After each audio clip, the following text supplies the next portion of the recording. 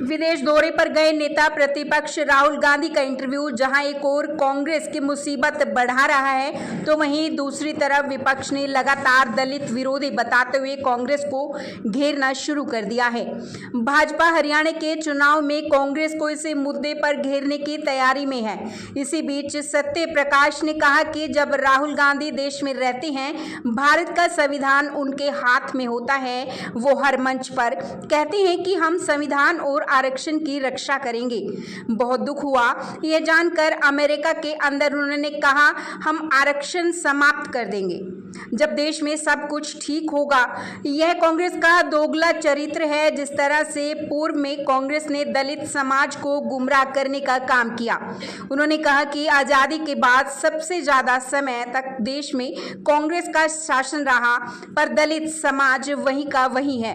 चुनिंदा 1% लोगों को दिखाकर हम ये नहीं कह सकते इन लोगों का उत्थान हो गया। एक तरफ जब देश में जाते हैं कांग्रेस के नेताओं के हाथ में संविधान होता है, ये कहीं ना कहीं दलित समाज को गुमराह करने की साजिश है।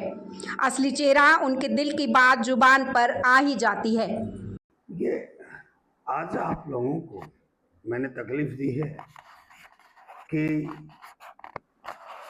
भारतीय पार्लियामेंट के संसद के जो विपक्ष के नेता हैं, कांग्रेस के नेता राहुल गांधी जी आजकल विदेश दौरे पर हैं और जब वो देश में रहते हैं तो भारत का संविधान उनके हाथ में होता है और हर मंच पर कहते हैं कि हम संविधान और आरक्षण की रक्षा करेंगे।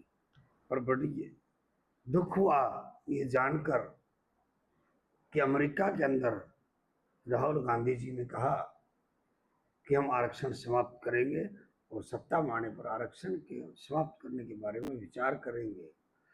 एक कांग्रेस का दोगला चरित्र है। जिस तरह से पूर्व में कांग्रेस ने दलित समाज को गुमराह करने का काम किया, अगर कांग्रेस सही मायने में दलित समाज का उत्थान करती तो आज़ादी के बाद सबसे ज़्यादा समय तक कांग्रेस का ही शासनकाल हमारे देश और प्रदेश में रहा। तो मैं जानना चाहता हूं कांग्रेस के नेताओं से कि आज़ादी के इतने वर्ष बाद भी दलित समाज वहीं का वहीं क्यों है। चुनिंदा 1% लोगों को दिखाकर और हम ये नहीं कह सकते कि इन लोगों का उत्थान हो गया। एक तरफ जब देश में जाते हैं, हर कार्यक्रम में जाते हैं, तो आप सब देखते हैं कांग्रेस के नेताओं के हाथ में संविधान होता है। तो ये कहीं ना कहीं दलित समाज को गुमराह करने की साजिश है। असली चेहरा जो उनका है, जो दिल की बात पर है, वो जबां पर कहीं ना कहीं आई जाती है। तो मैं इस बात की कड़े शब्दों में निंदा करता हूं। और जब तक देश के अंदर आदरणीय नरेंद्र मोदी जी हैं, भारतीय जनता पार्टी की सरकार है, न संविधान पर और न आरक्षण पर कोई आंख उठा सकता। मैंने इतनी ही बात आपसे करनी थी जी।